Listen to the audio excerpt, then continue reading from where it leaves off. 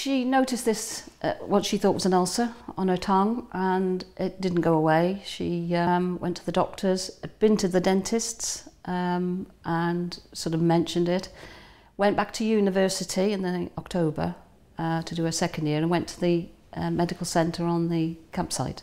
And they referred her then to Loughborough Hospital, and that's when she first had a biopsy in the January of the following year. And then she was actually diagnosed. We were actually told the diagnosis in the February. She went into hospital and had an operation. They took part of her tongue away and thought that was going to be it. But she was referred again to say it wasn't all clear when it was tested.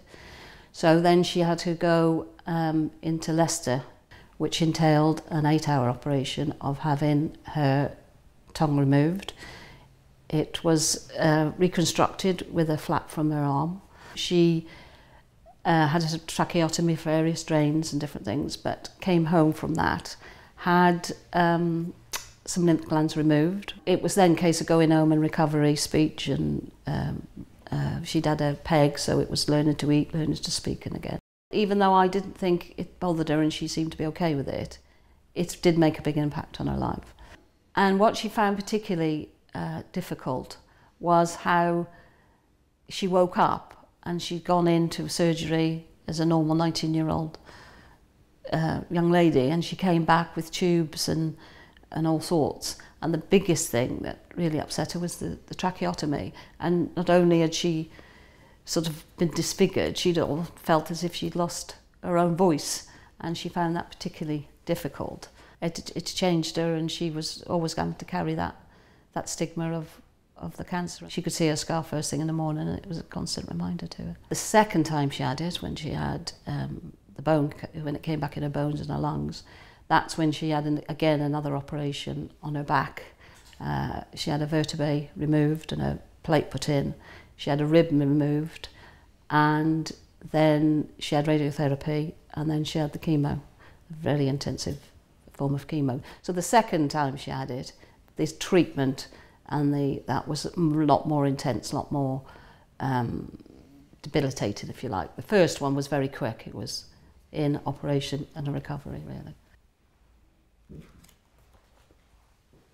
To be honest, I was in a state of shock both times. I think the first time when she was initially diagnosed, it's just unbelievable. And you don't know how you're going to cope. You don't think you can cope, but you have to.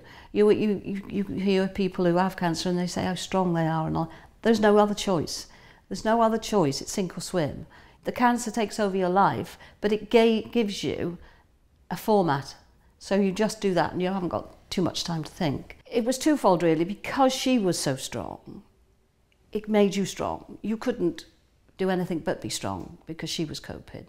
Probably the worst thing is seeing your child having all these things done to them and not knowing what to do, not knowing what to say, and just trying to be there as much as you can for them. At the same time, your heart's just breaking. You know, you have your moments where you think, I cannot do this anymore. Many times I've said, I can't do this anymore. But you have to get up and you have to go again. Which is why this, to me, is carrying on from it being supportive to Claire. It gives you a purpose. You don't want... If you can save one person, if you can get somebody to go to the dentist, the doctors or whatever, or mention it, as you say, what you're doing, mention it to the receptionist, or mention it to the doctor. Oh, I've got something here. Is it worth mentioning it? Yes, it's worth mentioning. You know, and that's what keeps us going, is trying to keep Claire's legacy. She would have gone out there and done a far better job than me. But that's what we have to do.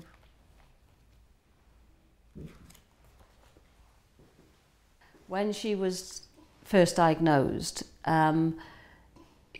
she didn't know what mouth cancer was. None of us knew what mouth cancer was. She never ever smoked. I mean, she was 19, she was at uni, she had a drink, but it wasn't, you wouldn't call it drinking to any extent.